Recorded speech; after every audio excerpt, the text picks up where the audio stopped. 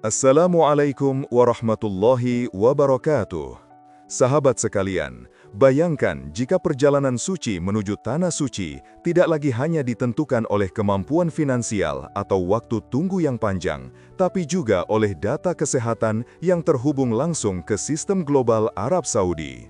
Ya, inilah babak baru yang kini sedang mengguncang dunia perhajian internasional, Istitoah Global 2026. Sebuah sistem yang digadang-gadang menjadi penyaringan paling ketat dalam sejarah haji modern, di mana setiap calon jemaah akan melalui proses verifikasi kesehatan berlapis, bukan hanya di negaranya, tapi juga di Arab Saudi. Kebijakan ini disebut lahir demi kebaikan, demi menjaga keselamatan dan menekan angka kematian jemaah di Tanah Suci. Namun, di balik niat baik itu, banyak yang mulai bertanya-tanya, apakah ini benar-benar bentuk perlindungan umat atau justru bentuk baru diskriminasi global yang akan menyingkirkan para jemaah lansia dan penyakit ringan? Mulai tahun 2026, tak ada lagi negara yang bisa menentukan kelayakan kesehatan calon hajinya secara mandiri. Semuanya harus melewati sistem digital internasional yang dikontrol langsung oleh otoritas kesehatan Arab Saudi. Inilah era baru yang akan mengubah wajah penyelenggaraan haji lebih modern, lebih ketat, namun juga menimbulkan kekhawatiran baru di tengah jutaan umat yang sudah menunggu puluhan tahun untuk menunaikan panggilan suci.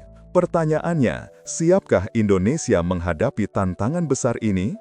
Dan apakah sistem ini akan membawa keadilan, atau justru memisahkan antara yang sehat dan yang sakit, yang kuat dan yang lemah? Istitoah global bukan sekadar istilah baru dalam dunia haji. Ia adalah sebuah sistem kesehatan internasional yang tengah disiapkan oleh pemerintah Arab Saudi bekerja sama dengan Organisasi Kesehatan Dunia (WHO). Tujuannya adalah memastikan bahwa setiap calon jemaah haji dari seluruh penjuru dunia benar-benar dalam kondisi sehat dan layak secara medis untuk menjalankan ibadah di Tanah Suci yang penuh tantangan fisik. Mulai musim haji tahun 2026, seluruh data kesehatan calon jemaah akan terintegrasi ke dalam sistem digital global bernama EHG Health Gateway. Platform ini terhubung langsung dengan otoritas kesehatan Arab Saudi sehingga semua negara pengirim jemaah tidak lagi memiliki kewenangan penuh untuk menentukan kelayakan kesehatan secara mandiri. Artinya, Arab Saudi memiliki hak akhir untuk memverifikasi ulang atau bahkan menolak visa jika ditemukan ketidaksesuaian data antara laporan medis nasional dan sistem global. Sistem ini mencakup 4 kategori pemeriksaan utama. Pertama, penyakit kronis seperti jantung, paru-paru, ginjal, hati, dan diabetes berat. Kedua, gangguan pergerakan atau kognitif seperti stroke, demensia, dan disabilitas berat. Ketiga, penyakit menular aktif seperti TBC, meningitis, flu burung, dan COVID-19.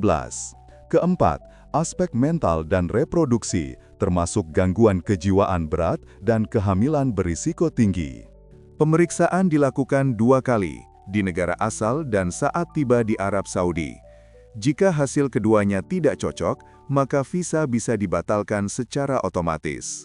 Tujuan resmi dari Istitoah Global adalah meningkatkan keselamatan dan menurunkan angka kematian jamaah di Tanah Suci. Namun, banyak pihak menilai bahwa sistem ini juga membawa tantangan besar bagi negara-negara dengan jamaah berusia lanjut. Karena kini, kelayakan berhaji tidak hanya ditentukan oleh niat dan biaya, tetapi juga oleh data kesehatan global yang sangat ketat. Secara resmi, kebijakan Istitoah Global digagas untuk melindungi para jemaah haji dari risiko kesehatan yang bisa berakibat fatal di Tanah Suci. Arab Saudi menargetkan zero death during Hajj, artinya tidak boleh ada lagi jamaah yang meninggal karena kelelahan, serangan jantung, atau penyakit kronis. Namun, di lapangan, dampaknya jauh lebih kompleks daripada sekadar upaya menjaga keselamatan. Bagi negara-negara dengan jumlah jamaah besar dan antrean panjang seperti Indonesia, Pakistan, dan India, kebijakan ini akan menjadi gelombang penyaringan terbesar sepanjang sejarah haji modern.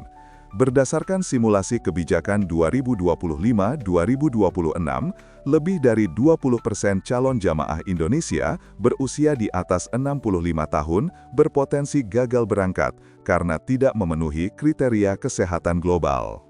Artinya, ribuan orang yang telah menabung dan menunggu selama puluhan tahun kini bisa kehilangan kesempatan berhaji, bukan karena biaya, tetapi karena hasil pemeriksaan medis yang tidak sesuai standar internasional.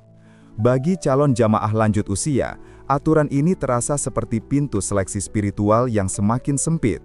Mereka yang hanya memiliki keluhan ringan, seperti tekanan darah tinggi atau diabetes terkontrol, bisa saja dinilai tidak layak berangkat. Akibatnya, mimpi menunaikan rukun Islam kelima bisa pupus di depan mata. Sementara itu, bagi jamaah muda dan sehat, sistem ini justru membuka peluang lebih besar untuk berangkat lebih cepat. Disinilah muncul kekhawatiran akan terjadinya haji berbasis fisik dan ekonomi, di mana yang kuat dan mampu lebih mudah menembus sistem, sedangkan yang lemah harus menunggu tanpa kepastian. Kebijakan ini memang menjanjikan keamanan, tetapi di sisi lain menantang nilai keadilan dan kesetaraan dalam ibadah yang seharusnya menjadi hak setiap muslim tanpa batas usia atau kondisi tubuh. Bagi Indonesia, tantangan yang muncul tidak hanya dari sisi medis, tetapi juga dari kesiapan sistem dan infrastruktur digital. Pemeriksaan kesehatan calon jamaah selama ini masih dilakukan secara manual di berbagai daerah. Banyak fasilitas kesehatan yang belum memiliki peralatan standar internasional atau akses langsung ke sistem data Saudi. Akibatnya, bukan karena sakit, tetapi karena data terlambat diinput atau tidak sinkron, visa jamaah bisa ditolak. Ini menjadi persoalan serius yang jarang dibahas publik, padahal menyangkut ribuan calon jamaah setiap tahun. Kementerian Kesehatan dan Kementerian Agama kini didesak untuk segera menyinkronkan sistem istitoah nasional dengan standar Saudi. Integrasi data harus dilakukan dengan cepat dan akurat, agar calon jamaah tidak menjadi korban kesalahan administratif. Sementara itu, pengamat menilai sistem ini berpotensi menjadi penyaringan terselubung. Hanya jamaah yang muda, sehat, dan memiliki biaya cukup yang mudah lolos, sementara lansia, difabel, dan kelompok ekonomi lemah kian tersisih. Negara-negara besar pengirim jamaah seperti Pakistan dan India mulai mengambil langkah diplomasi. Mereka melobi pemerintah Saudi agar diberikan kuota khusus bagi lansia dengan pendamping medis pribadi sebagai solusi agar jamaah berusia lanjut tetap dapat berhaji. Indonesia diharapkan melakukan langkah serupa, bukan hanya mengikuti sistem baru, tetapi juga memastikan hak ibadah tetap dijaga dengan adil. Sebab, haji bukan semata urusan kesehatan, tapi juga urusan iman dan keadilan spiritual. Tanpa diplomasi yang kuat, masa depan haji bisa berubah menjadi ibadah eksklusif untuk yang sehat dan mampu, sementara jutaan umat lainnya terhalang algoritma sistem kesehatan global. Oleh karena itu, Indonesia perlu memperjuangkan agar kebijakan ini tidak hanya berbasis medis, tetapi juga berpihak pada kemanusiaan dan nilai-nilai Islam yang inklusif. Istitoah global memang lahir dari niat baik, menjaga keselamatan, menekan resiko kematian, dan memastikan ibadah berjalan lancar. Namun, jika tidak diatur dengan bijak, sistem ini dapat menjadi pemisah antara yang kuat dan yang lemah, antara yang mampu secara fisik dan yang terpinggirkan oleh usia. Kita semua berharap agar kebijakan ini tetap menegakkan prinsip keadilan, kemanusiaan, dan kesempatan beribadah bagi seluruh umat Islam tanpa diskriminasi. Bagaimana pendapat kamu? Apakah sistem ini langkah maju untuk keselamatan jamaah, atau justru bentuk baru diskriminasi global terhadap umat Islam? Tuliskan opinimu di kolom komentar, karena suara publik sangat penting dalam menyeimbangkan kebijakan internasional seperti ini.